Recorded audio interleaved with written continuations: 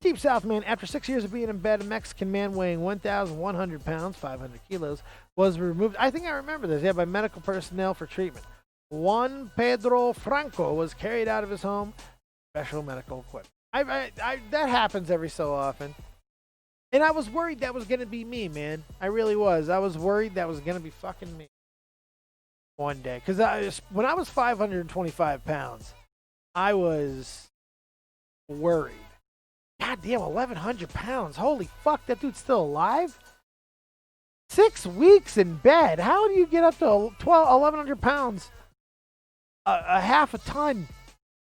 I didn't even know it was. Well, no, I think I know that the fattest man ever recorded was like 1,200 pounds. I think. But I'm not sure on that. I might be completely off. But I want to say I remember reading it as a kid that it was 1,200 pounds.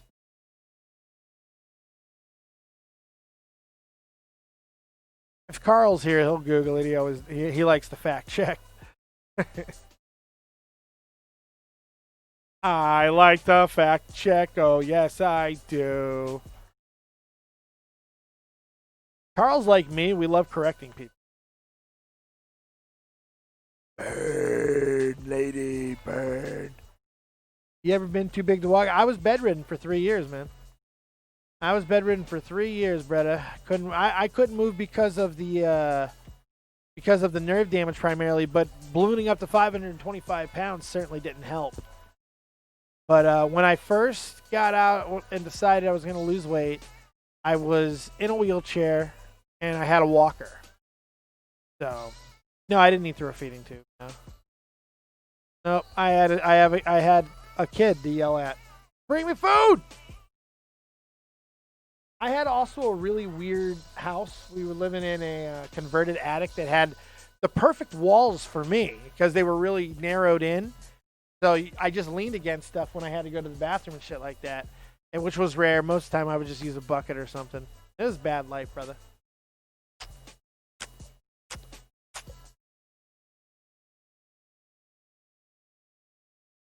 There's video of me at that weight. I did some shot from the points back then. That was when Tommy and I first started.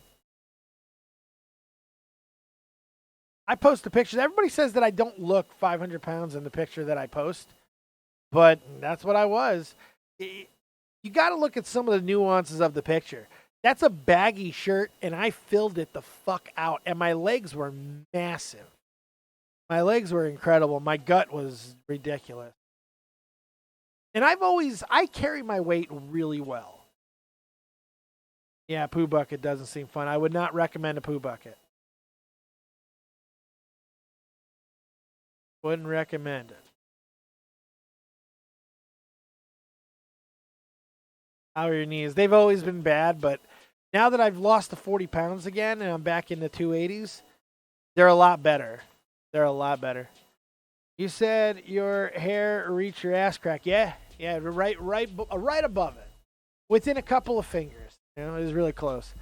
I've had times where I've been bedbound. I've had months where I've been able to bathe. It's not nice. No, it's not. It's not an existence that I ever want to live again. It was hell. That's what I was. Look, the reality was I was miserable. I lost my purpose in life. All I knew was to be a soldier, and now I couldn't be that, and I felt really embarrassed. And I was getting taken out of rooms in ambulances. I had to be taken out of a 3-story house with a cherry picker.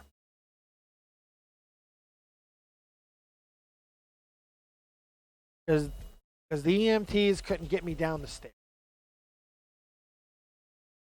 So they put me in a fucking canoe. And literal like a rubber canoe, strapped me to a cherry picker. And this happened this was on military posts. It was so fucking embarrassing. So I was eating to die. I ate 2 loaves of bread a day, man. I was eating to kill myself. And I'm really ashamed of that because I don't believe in suicide. So I was doing it passively, but I know what I was doing. You know, so I can't even... It was a really dark time for me. So, what made you find your purpose? Well, it's funny. It's, so my daughter was about 8 years old. So this was about 7 years ago. And She came into my room because I was separated from everybody. I had my own room that I never left. I kept blankets that covered the doors so no light can come in. Anyway, one day I called her in for something and I said, "Hey, Alicia, I need something." And it was to get food, of course, because that's all what it always was. I was neglectful and I didn't pay attention to her, and I wasn't a very good person. I wasn't a very good person. I was really selfish, and I gave in to a lot of despair, and I treated her terribly. It wasn't fair.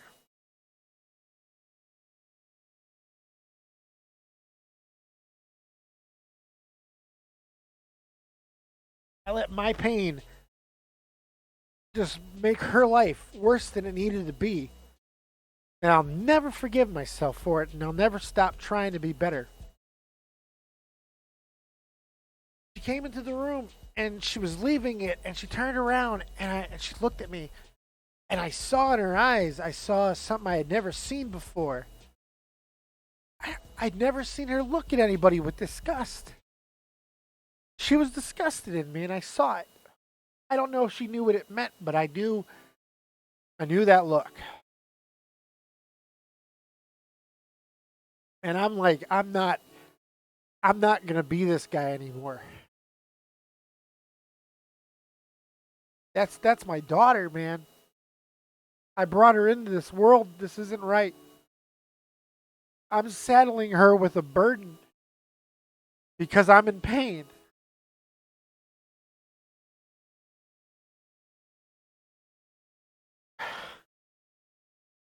So the next day I stopped taking morphine and Percocet and Vicodin for the first time in 4 years. And I went through about 11 days of the worst pain, mental torture I've ever been through in my life.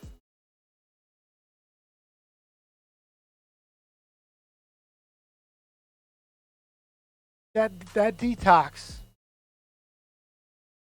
I did it completely cold turkey. I had not discovered weed to that point. I thought weed was bad. I thought weed was bad because my whole family did it. My mom did it, and everybody was really like selling it, and it ruined like most of my family's life. So I was like, that's bad. And I'm on morphine and Percocet and Vicodin, and I'm lecturing about weed.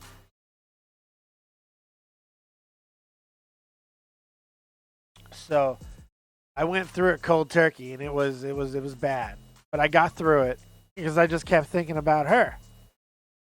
This is for your kid. This is for Alicia. So I just kept thinking about her, and I got through it, and it was hard. And the next thing I needed to do was, because like the 3 years that we lived in this place, we were on the 5th floor. It was a converted attic, so it was about 60 steps, and they were real steep. And I in 3.5 years, I think I went down those steps. I left the house less than 10 times. It was just incredibly rare. So my next goal was to get moving and start walking. So I started walking every day, and Alicia lit up immediately. She was so happy to have her dad back a little, It just drove me. It drove me, and it just completed me. And then I was playing poker again, which I hadn't done in a while. And Tommy and I reconnected, and we started doing shot from the point. And that's when my life changed. That's when I found my purpose again. It's a very long answer to your question. But it was podcasting. It was doing a show about hockey with my dumbass buddy from the Army that I barely liked. He annoyed the fuck out of me when I knew him, man. He annoyed me so much when we were in the Army. Like when I first got out and stuff. He annoyed the shit out of me. I liked him, But you annoyed me. Like, this is why. Because anything that I said I liked, he was like, that fucking sucks. Because that's Tommy, And I would have poker games with full bird kernels. And Tommy's like trashing everything they say. Like trashing everything they fucking say. Oh, fuck. So, thank you so much, Wild Dorkatry, for the hug. Trashing every fucking word. I'm really sorry I got emotional again. Trashing every fucking thing. So he was hard to be around. But reconnected with him about hockey. And then I started my own show like immediately. And I really found solace. I met some incredible people, Soul Crushing Radio. Jim, I love Jim so much. And I'm such a piece of shit friend. I don't reach out. I don't talk to anybody. I'm like the worst person, man. And I need to be a better friend. It's the next thing I'm going to try to work on. I've been working on a lot of different things of myself. I try to work on something new every day. But I'm trying to be a better friend. Jim was so good to me. Y'all have no idea what this motherfucker did for me. I have no fucking incredible human being. I met him through podcasting. I met him because I was promoting Shot from the Point. And my stupid show, A View from the Couch. Because I was trapped on a couch. Get it? And, and then YouTube happened, and I started doing wrestling with Joe Cronin. Then I made my own channel. And over the course of not even a year, we got the wrestling channel up to 3,500 subs, man. We were growing that shit, man. We were becoming a force. People listened. I was doing interviews with heroes of mine when I was a kid in wrestling. I was making the dream happen, and then fucking Catch 33 happened. I get to fucking work with one of the most brilliant fucking creators in all of YouTube, and also Colossal is crazy. Hi-yo, there's my man Vega.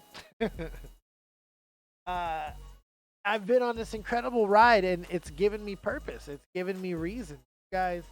You have no idea how much this community means to me. Every time that somebody says thank you for helping me get to this affiliate, or thank you for whatever, it lights up my whole fucking world, man. It's everything. I have no problem telling you the gratification and the satisfaction that I get every time I see one of you guys get affiliate. Every time I see one of you guys sell your fucking art, something that we've shown on the channel. It's just it fills me up, man. So I love you guys. All right. Snap Lord. Hey, Dave. Hey, Snap Lord, baby. How much you change with the right, Wild, how much you change with the right encouragement? Hell yeah. Hell yeah.